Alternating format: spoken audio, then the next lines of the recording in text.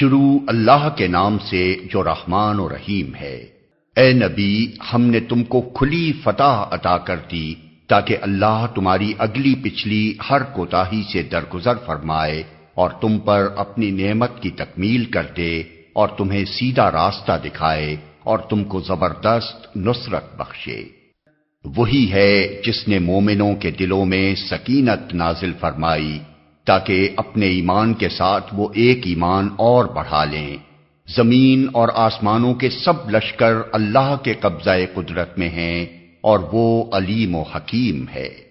اس نے یہ کام اس لیے کیا ہے تاکہ مومن مردوں اور عورتوں کو ہمیشہ رہنے کے لیے ایسی جنتوں میں داخل فرمائے جن کے نیچے نہریں بہہ رہی ہوں گی اور ان کی برائیاں ان سے دور کر دے۔ اللہ کے نزدیک یہ بڑی کامیابی ہے۔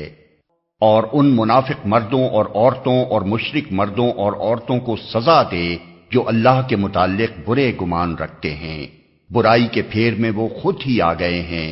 اللہ کا غضب ان پر ہوا اور اس نے ان پر لعنت کی اور ان کے لیے جہنم مہیا کر دی جو بہت ہی برا ٹھکانہ ہے۔ زمین اور آسمانوں کے لشکر اللہ ہی کے قبضہ قدرت میں ہیں اور وہ زبردست اور حکیم ہے۔ اے نبی، ہم نے تم کو شہادت دینے والا، بشارت دینے والا اور خبردار کر دینے والا بنا کر بھیجا ہے تاکہ اے لوگو تم اللہ اور اس کے رسول پر ایمان لاؤ اور اس کا ساتھ دو، اس کی تعظیم و توقیر کرو اور صبح و شام اس کی تسبیح کرتے رہو۔ اے نبی، جو لوگ تم سے بیعت کر رہے تھے وہ دراصل اللہ سے بیعت کر رہے تھے، ان کے ہاتھ پر اللہ کا ہاتھ تھا۔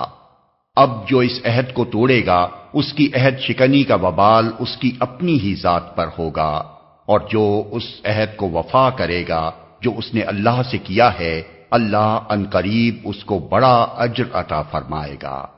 اے نبی، بدوی عربوں میں سے جو لوگ پیچھے چھوڑ دیے گئے تھے اب وہ آ کر ضرور تم سے کہیں گے کہ ہمیں اپنے اموال اور بال بچوں کی فکر نے مشغول کر رکھا تھا، آپ ہمارے لیے مغفرت کی دعا فرمائیں۔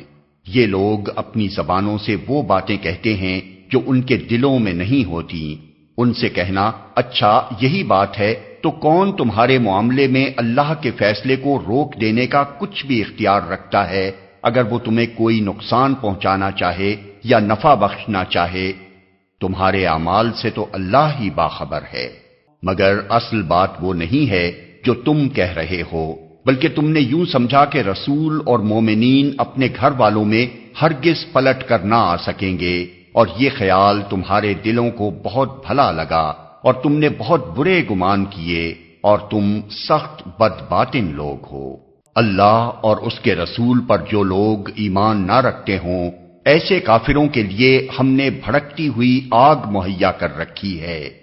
آسمانوں اور زمین کی بادشاہی کا مالک اللہ ہی ہے، جسے چاہے معاف کرے اور جسے چاہے سزا دے، اور وہ غفور و رحیم ہے۔ جب تم مال غنیمت حاصل کرنے کے لیے جانے لگو گے تو یہ پیچھے چھوڑے جانے والے لوگ تم سے ضرور کہیں گے ہمیں بھی اپنے ساتھ چلنے دو، یہ چاہتے ہیں کہ اللہ کے فرمان کو بدل دیں۔ ان سے صاف کہہ دینا تم ہرگز ہمارے ساتھ نہیں چل سکتے، اللہ پہلے ہی یہ فرما چکا ہے۔ یہ کہیں گے نہیں، بلکہ تم لوگ ہم سے حسد کر رہے ہو، حالانکہ بات حسد کی نہیں ہے بلکہ یہ لوگ صحیح بات کو کم ہی سمجھتے ہیں۔ ان پیچھے چھوڑے جانے والے بدوی عربوں سے کہنا کہ عنقریب تمہیں ایسے لوگوں سے لڑنے کے لیے بلایا جائے گا جو بڑے زوراور ہیں، تم کو ان سے جنگ کرنی ہوگی یا وہ مطیع ہو جائیں گے۔ اس وقت اگر تم نے حکم جہاد کی اطاعت کی تو اللہ تمہیں اچھا اجر دے گا، اور اگر تم پھر اسی طرح منہ موڑ گئے جس طرح پہلے موڑ چکے ہو تو اللہ تم کو دردناک سزا دے گا۔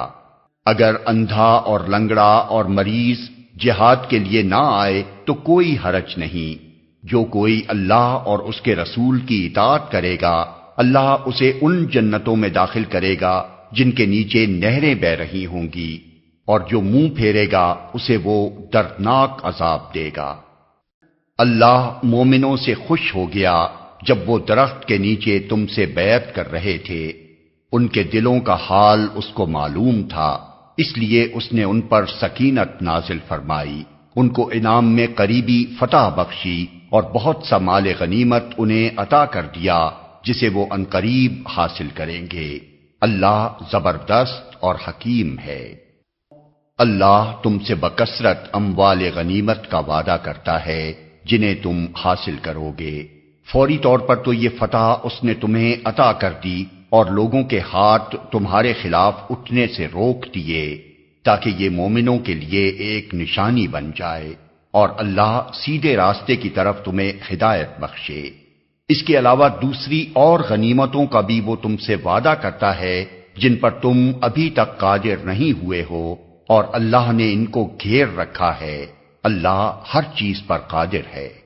یہ کافر لوگ اگر اس وقت تم سے لڑ گئے ہوتے تو یقیناً پیٹھ پھیر جاتے اور کوئی حامی و مددگار نہ پاتے۔